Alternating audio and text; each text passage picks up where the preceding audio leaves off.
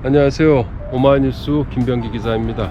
오늘 모실 이 사람 10만인 오마이뉴스를 매월 후원해온 10만인 클럽 회원은 최병성 목사입니다. 오마이뉴스 환경탐사 전문 시민기자이기도 한 최 목사님이 이번에 리영희상과 투명사회상을 동시에 거머쥐는 영예를 안게 됐습니다. 최병성 목사님을 직접 만나서 그간 취재 과정과 이번 그 수상에 대한 소회 등에 대해서 이야기를 나눠보도록 하겠습니다. 목사님, 우선 오마이TV 시청자 여러분들한테 간단한 인사부터 부탁드립니다. 안녕하세요. 오마이뉴스 시민기자 최병성입니다. 여러분 이렇게 오늘 만나 뵈서 여러분 반갑습니다. 당연히 기쁘지 않다라고 이야기하면 거짓말일 거고 네. 오랜만에 상을 받았는데요. 예. 전혀 의외였죠. 제가 이제 환경운동을 하잖아요. 그렇죠. 환경운동을 하다 보니까 그러니까 환경상은 누가 준다 그러면 그냥 당연하지. 내가 그동안 환경 일을 많이 했으니까 라고 생각을 할 텐데, 이거는 이제 이영희 선생님이 오늘 기념하는 이영희상 같은 경우는 환경상이 아니잖아요. 그동안 제가 오마이뉴스에 주로 환경 이야기를 썼고 그걸 통해서 많은 것들을 이제 세상을 바꿔오고 왔는데 환경상이 아닌 정말 존경하는 이영희 선생님의 상을 받게 됐다는 소식에 좀 의외이면서 너무 기뻤어요. 왜냐면 단지 내가 그동안 써왔던 이 오마이뉴스를 통해서 써왔던 기사들이 단지 환경에 국한된 것이 아니라 세상의 거짓과 불의, 그러니까 이영희 선생님의 표현을 말하면 우상들이죠. 잘못된 그런 사회의 우상들을 깨트리고 진실을 밝혀간 것으로 인정해 주셨다는 거죠. 그래서 더 단지 환경상을 떠나서 정말 세상의 우상들을 글을 통해서 이렇게 하나하나 밝혀서 세상을 밝혀나간 것에 대한 공로를 인정해서 상을 주셨다는 것에 한 단계 더 업그레이드된 것이 아닐까? 그래서 사람들이 이렇게 보고 있구나. 내가 쓴 기사들을 보고 있고 그것을 이렇게 또 응원해 주신 것에 감사했죠. 세상의 거짓과 불의들을 밝혀서 세상을 밝혀나가는 일이잖아요. 근데 이영희 선생님이 평생 하신 일은 글쓰기가 아니었나 싶어요. 이영희 선생님이 하신 말씀이죠. 글을 써서 세상의 진실을 알려가는 것. 그래서 이영희 선생님의 삶을 보면서 한편 제 삶의 표상이 아니었을까? 제가 하는 일, 글 쓰는 일 정말 쉬운 일 아니잖아요.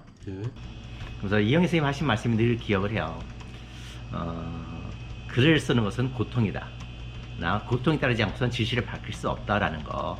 그래서 그 글을 통해서 세상의 우상들을 깨뜨려 나가야 된다라고 하신 말씀이 늘 내 기억 속에 있고, 그래서 오늘 내가 이 일을 지금까지 해올 수 있는 큰 힘이 아니었을까라고 생각을 하죠. 제가 지금까지 그런 오랜 시간 동안 이 일을 할 수 있었던 힘, 그건 이제 생명이죠. 생명에 대한 사랑이 아니었다면 이 일을 지금까지 해올 수 있었을까라고 생각을 해요. 근데 그 부분에 대해서 우리 재단에서 정말 잘 봐주신 게 아닐까, 정확하게 보신 게 아닐까라고 생각을 하죠.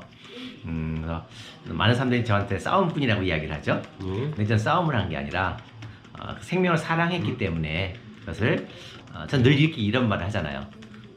제가 알면 사랑하게 됩니다. 사랑하게 되면 지키고자 하는 용기가 나옵니다 라고 해야죠.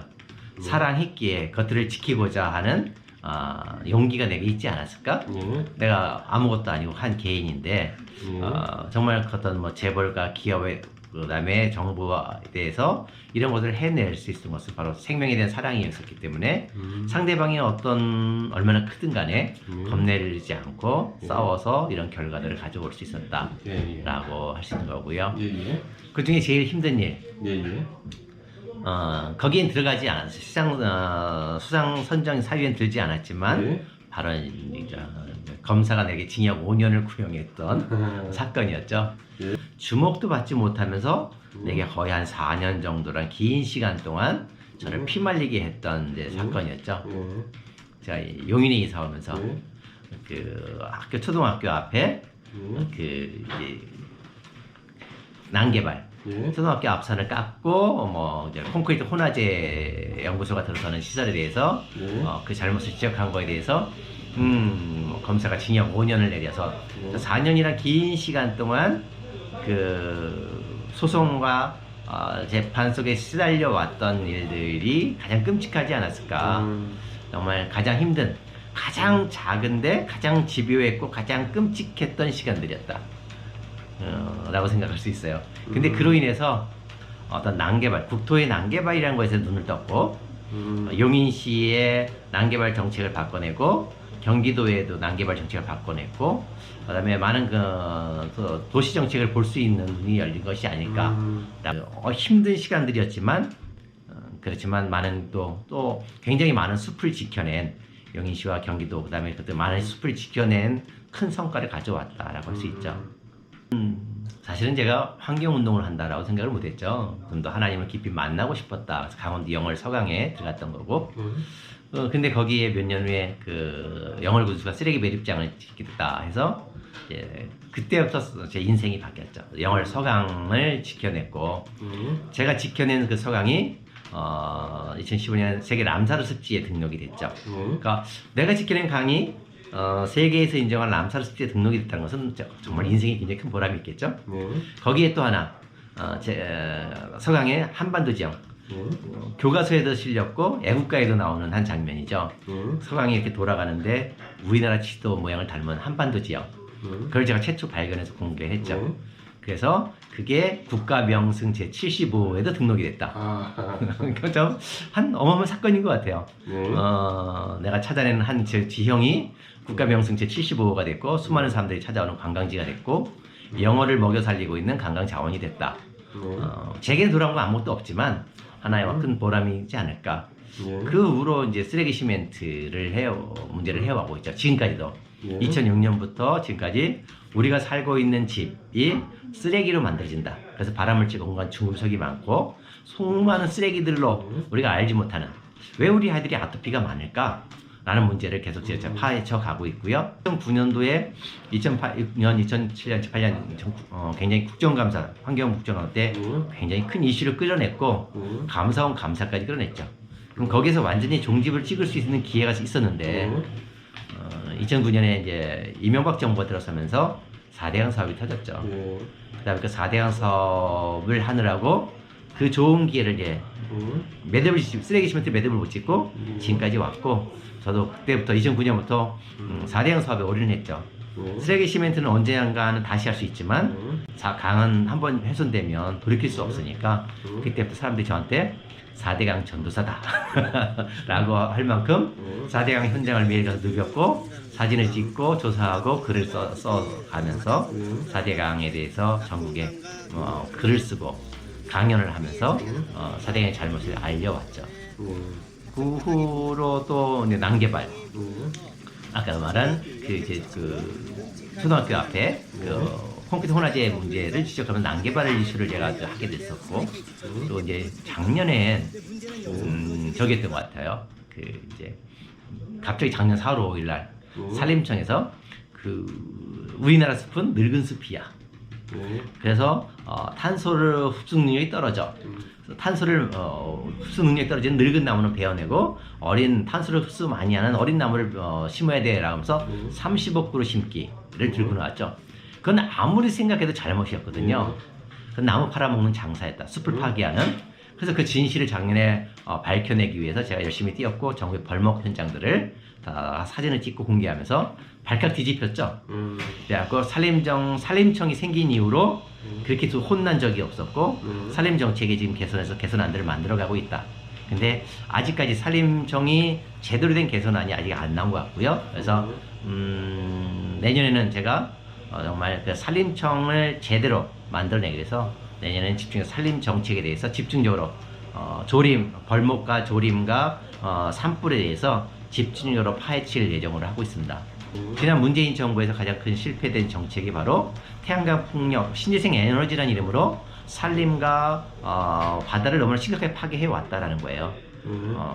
에너지, 멀리서 끌어오는 것이 아니라 바로 도심 안에서 건물 지붕과 또 고속도로 근처에서 유휴지를 통한 태양광을 해야 되는데 정말 산림을 파괴하고 농촌을 파괴하는 태양광에 집중해왔다. 자, 그런 부분들에 대해서 계속 제가 개선한 잘못을 지적해왔고 농민들과 함께 같이 이슈 파이팅을 해요. 그렇게 안 들어와요. 제가 그 생각이 제가 워낙 그냥 곧 뭐랄까요? 그 상대방도 알거든요. 저 사람은 대충 하면 넘어갈 거야 라고 할 텐데요. 제가 워낙 강하게 던지다 보니까 제가 저한테 뭐 바늘도 안 들어간다 생각을 하니까 쉽게 접근을 안 해요. 그러니까 그동안 이제 만약에 그러니까 이런 부분들이 있잖아요.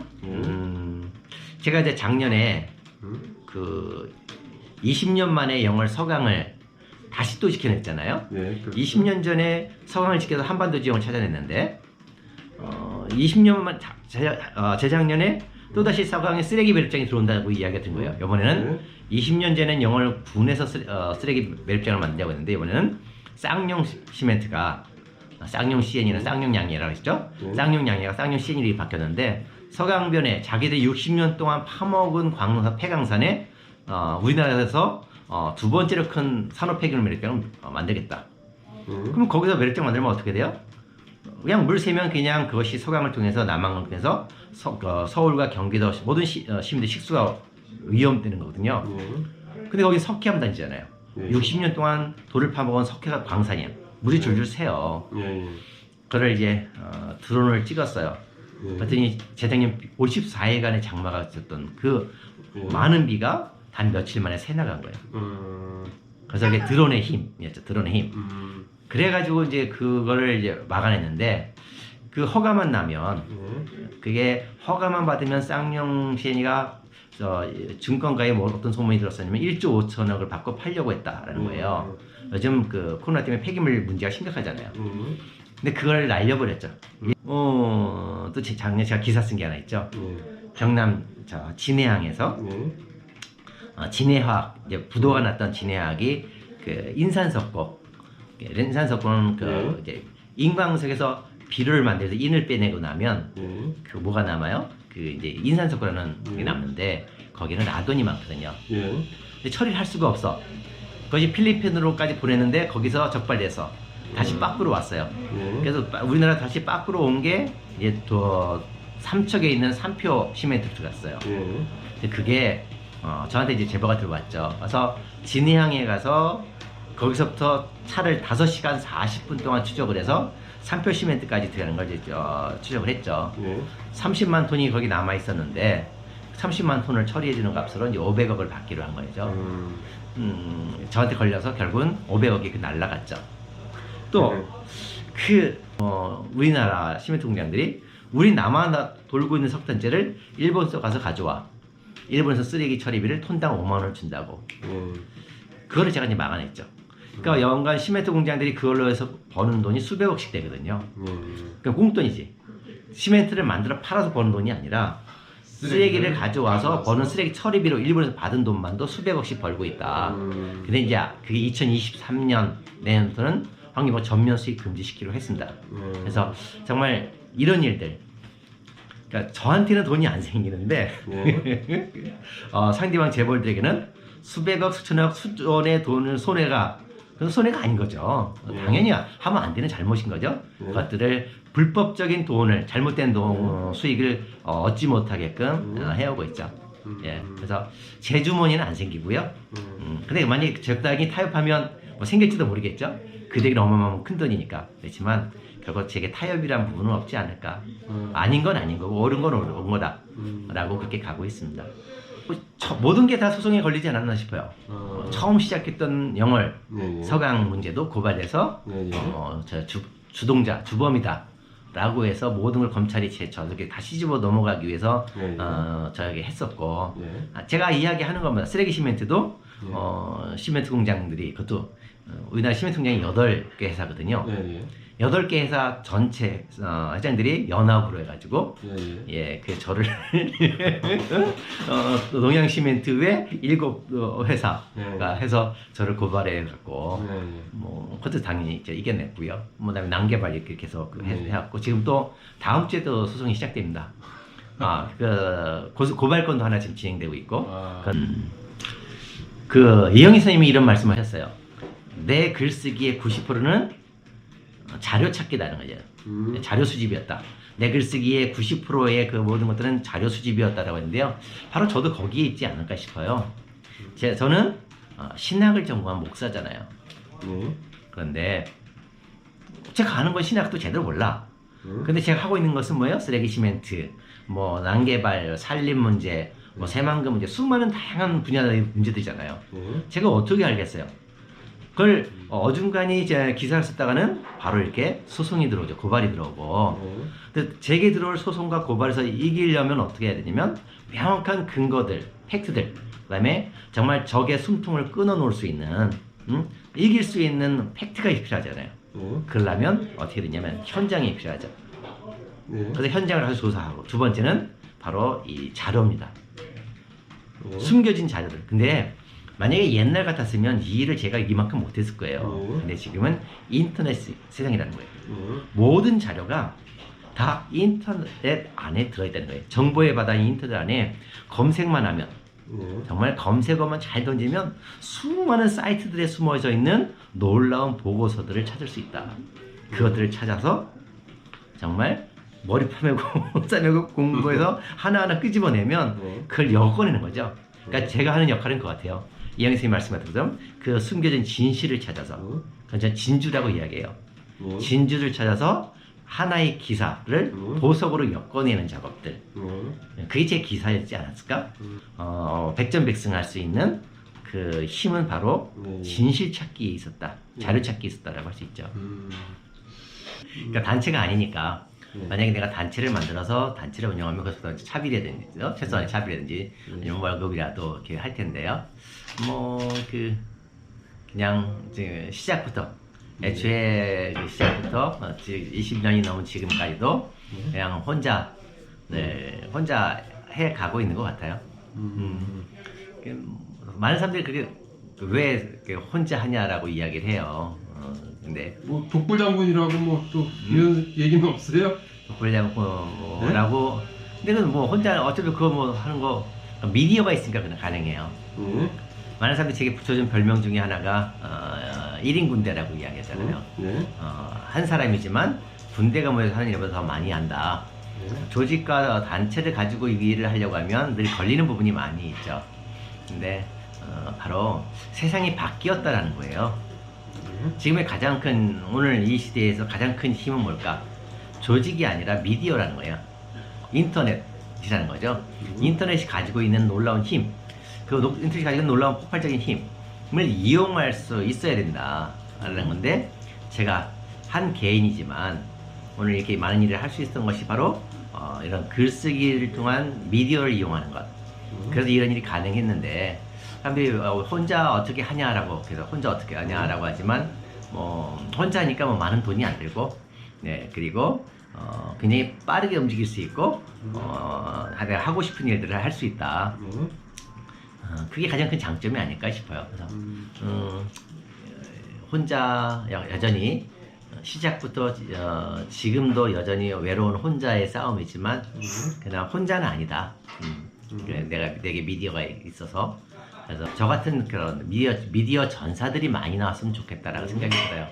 그래서 미디어 전사들이 세상을 바꿔나가는 그런 세상이 된다면, 작들에도 작은 일들이 저렇게 글을 써서 세상을 바꿔나가는 사람들, 그런 사람들 사실은 키우고 싶어요. 제가 하고 싶은 거라는데, 이제는 그 일들을 해야 되지 않을까? 내년에 환갑인데 저를 이영희 선생님 상 추천한 분이 환갑상이라고 하더라고. 환갑 축하상.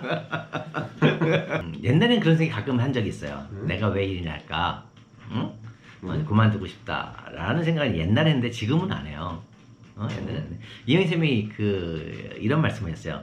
진실을 아는 것은 고통이다. 제가 쓰레기 시멘트 문제를 하면서 이런 생각을 했어요. 내가 왜 일을 하지? 정말 그만두고 싶다.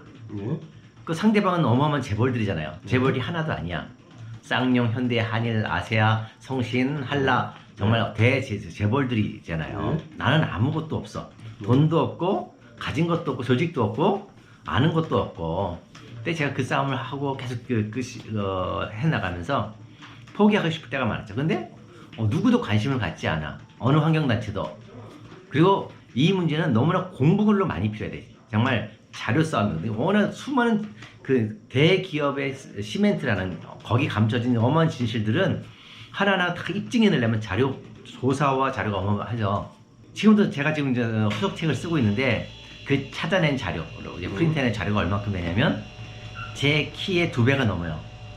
지금 내 책꽂이 좀 쌓아놓고 지금 글을 쓰고 있는 게 제 키의 쓰레기 시멘트 예, 쓰레기 2탄. 시멘트만 예, 2탄만 지금 제 자료만 지금 줄대로 재봤어. 그랬더니 160cm가 2번에 더 넘치는 거예요. 그래서 내 키의 2배가 넘는데 그만두고 싶다 하다가도 계속 해왔던 이유가 이거예요. 내가 안 한다면 내가 먼저 진실을 알았잖아요. 근데 진실을 알고 있는 내가 힘들다고 포기한다면 내가 더 나쁜 놈이라는 거예요. 그래서 포기하지 않고 그 누군가 나처럼 해줄 사람이 나타날 때까지 해야지 라고 하는데 그 사람이 아직도 안 나타나고 있는 거예요. 옛날에는 가끔 그런 생각도 해봤지만 이거는 오히려 감사해요. 지금은 힘들어 못해 왜 내가 해가 아니라 아무것도 아닌 내가, 그렇죠? 가진 것도 없고 뭐 내가 신학밖에 공부한 목사에 불과한 제가 세상에 이렇게 많은 것들을 던질 수 있고 바꿔낼 수 있고 뭐 숲을 지켜내고 강을 지켜내고 바다를 지켜내고 수많은 생명을 살려내고 그다음에 거기 찾아가 지역 주민들에게 기쁨을 줄 수 있다는 거, 그들을 위로할 수 있다는 건 어마어마한 일이잖아요. 감사한 일이잖아요. 사건이 터지면 이제 올 초에 올 2월 구정 때 간단한 사례로 저 경기도 남양 양주에서 그 저희가 터졌죠. 그 삼표 시멘트 광산이 무너져서 인부들이 3명이 이제 매몰돼 사망했잖아요. 이미 많은 사람들이 많은 언론들이죠. 수많은 언론들이 매일매일 방송에 나갔어. 근데 그거는 제가 기사 쓸 일이 아니었잖아요. 이미 방송들이 다 모든 방송이 다 나갔으니까, 방송과 뉴스가 다 나갔으니까. 근데 하루는 이렇게 서울 나갔다가 집에 들어오다가 그 버스 안에서 이렇게 뉴스를 봤어요. 봤는데 뉴스가 동영상 뉴스를 나오는데 영상이 쭉 흘러나오는데 딱 순간 제 눈에 떠올랐어요. 이거는 광산이 무너진 게 아니야. 광산이 무너진 게 아니라 슬러지를 쌓아둔 게 슬라이딩 무너진 거예요. 근데 수많은 전문가들도 지질 조사도 안 하고 연약 지반 조사도 안 하고 뭉개졌다 막 이렇게 나오고 뉴스가 이렇게 나갔잖아요. 그래서 제가 집에 와서 미래다음 지도를 딱 펴봤어요. 미래다음 지도를 보면 그동안 2년 3년 차식으로 계속 그 시간차를 두고 항공사진을 찍어 업그레이드를 하거든요. 그 무너진 자리를 살펴봤어요. 이랬더니 이거는 광산이 아니라 돌을 캐서 갈면 슬러지가 생겨. 그거를 계속 부어온 거예요. 10여 년 넘게. 그 밑에를 파서 그게 붕괴가 된 거거든요. 봐서 그 다음날 달려갔잖아요. 그 기사를 썼어요. 어떤 놀라운 일이 벌어졌냐. 아무도 대한민국 어떤 기자도 쓰지 않은 기사를 쓴 거잖아요. 나는 광산이 무너진 게 아니라 돌을 캐는 슬러지를 불법으로 쌓아놓은 게 슬라이딩 된 거다. 이거는 그래서 그거는 살인행위인 거죠. 근데 민변에 전화가 왔어요. 민변에서 하루는 전화 와서 지금 중대재해처벌법을 자기들도 같이 해나가고 있는데 목사님 같은 기사가 하나도 없다. 목사님 기사가 대한민국 모든 기사를 한 것보다, 모든 보고서보다 더 최고다 라는 거예요. 그거는 얼마 뒤에 KBS가 단독 보도가 올라왔어요. 정부의 조사 자료를 입수해서 단독 보도를 했는데 내가 쓴 기사 내용 그대로야. 그러니까 이게 참 놀라운 거잖아요. 이번에 포항의 홍수도 마찬가지예요. 포항 홍수가 났어요. 뭐 수많은 언론들이 보도 나갔잖아요. 많은 사람들이 죽고 홍수가 큰 재산 피해가 났으니까. 근데 그리고 한참 시간이 지나서 내려갔어요. 가서 봤더니 말이 안 되는 홍수예요. 이건 자연재해가 아니라 인재인 거야. 그래서 제가 현장 사진을 찍고 기사를 썼죠. KBS 시사 직격에서 연락이 왔어. 목사님 같은 기사가 없습니다. 그 다음에 포항 MBC에서 연락이 왔어요. 꼭 제가 시사 프로에 와서 이야기를 해달라는 거죠. 저처럼 이야기하는 사람이 없다라는 거예요. 그래서 이렇게 이영애 선생님이 이런 말씀하셨어요. 뭐냐면 빙산은 그러니까 수면 위에 올라와 있는 빙산은 아주 작잖아요. 근데 빙산 아래 수평면 아래에 숨어 있는 거대한 진실을 찾아내는 거죠. 사람들은 그걸 보지 못한다는 거예요. 근데 내 글쓰기는 바로 어디에 있냐면 그냥 수평면 요리의 작은 그 안에 진실, 아래에 있는, 밑에 숨어있는, 빙산 아래 숨어있는 거대한 진실들을 끄집어내고 있다. 그걸 볼 수 있는 눈이 내게 있지 않았나? 라고 생각이 들어요. 그래서 이영희 선생님하고 말씀을 볼 때마다 제게 가슴을 이렇게 울리는 것들이 많이 있죠. 그래서 그렇게 글을 쓰고 있다.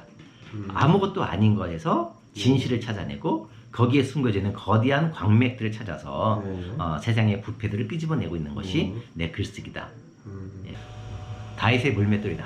예? 다윗의 물맷돌이다. 예, 물맷돌이다. 네.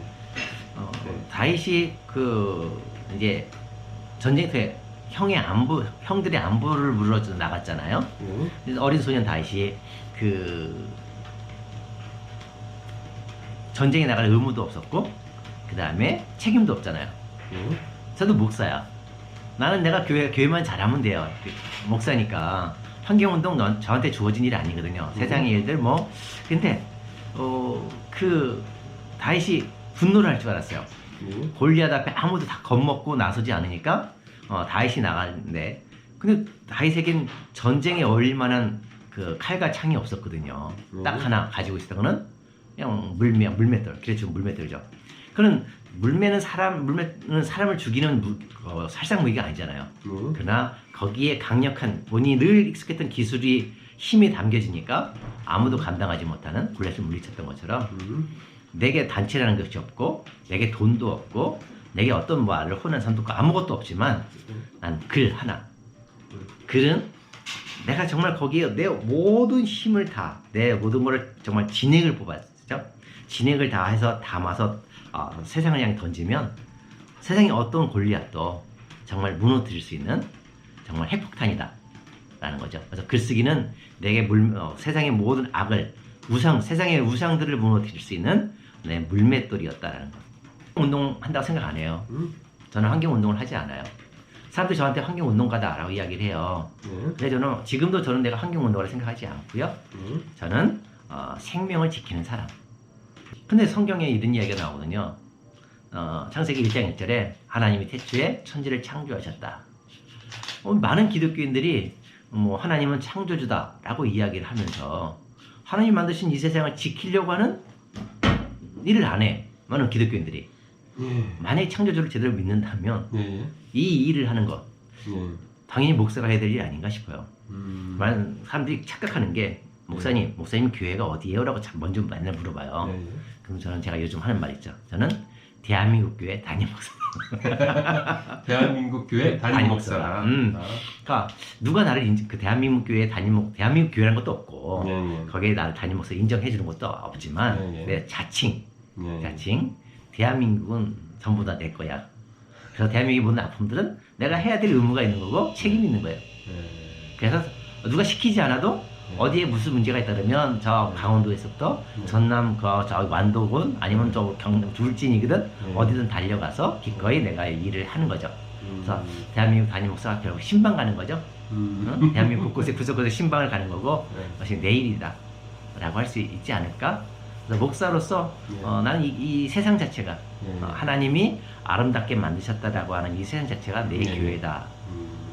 내게 주어지신 교회고 내가 돌봐야 될 신방지다라고 생각을 해요. 이렇게 말씀드렸어요.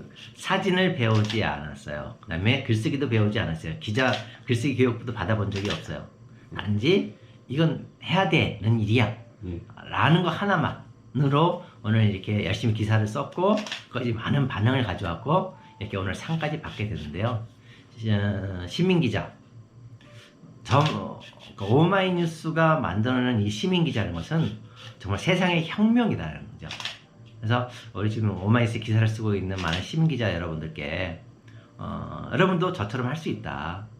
그 문제에 대해서 좀 더 기사 쓰기에 시간을 투자하는데 제가 기사 한 편 쓰는데 정말 많은 시간 투자하거든요. 단지 저는 사건만 딱이 아니라 거기에 원인과 문제점과 대안까지 제시를 하니까 그러기 위해서는 현장을 찾아가서 현장 사진 찍고 그 다음에 자료를 수많은 자료를 찾아내고 그것을 내가 해석을 하고 대안까지 하니까 많은 시간이 드니까 그만큼의 시간을 투자하면 저 같은 기사를 쓸 수가 있다. 제가 특별해서 쓴 게 아니에요. 제가 머리가 좋고 예. 특별해서 그런 기사를 쓴 게 아니라 예. 그만큼 시간을 투자했기 때문에 예. 그런 기사들이 나왔고 그만큼 많은 반응을 가져온 거다. 그렇다면 우리 시민 기자 여러분들도 저처럼 시간을 투자하신다면 정말 세상을 바꿔내는 수많은 일들이 벌어지고 더 나은 세상, 더 맑은 세상이 우리의 앞에 펼치지 않을까라고 생각을 합니다. 오마이TV 시청자 여러분, 오늘 최병성 목사님과의 인터뷰 어떻게 들으셨는지요?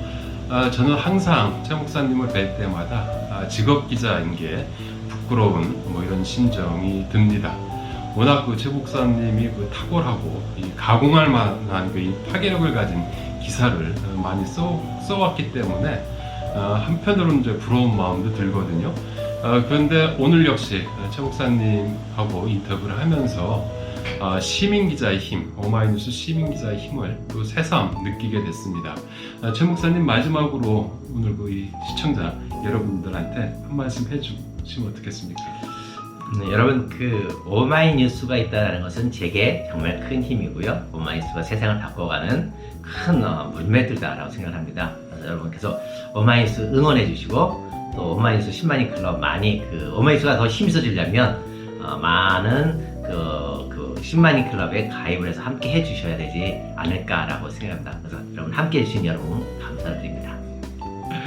말씀 감사하고요. 마지막으로 오마이TV 구독 버튼 누르지 않으셨다면 지금 바로 부탁드립니다. 그리고 최병성 목사님과 함께 오마이TV, 오마이뉴스를 응원하고 싶으신 분은 아래 자막에 나와 있습니다. 010-3270-3828입니다. 010-3270-3828로 전화 주시면 감사하겠습니다. 저는 또 오마이뉴스를 후원하는 10만인 클럽 회원을 모시고 찾아뵙도록 하겠습니다. 같이 안녕히 계십시오. 고맙습니다. 감사합니다.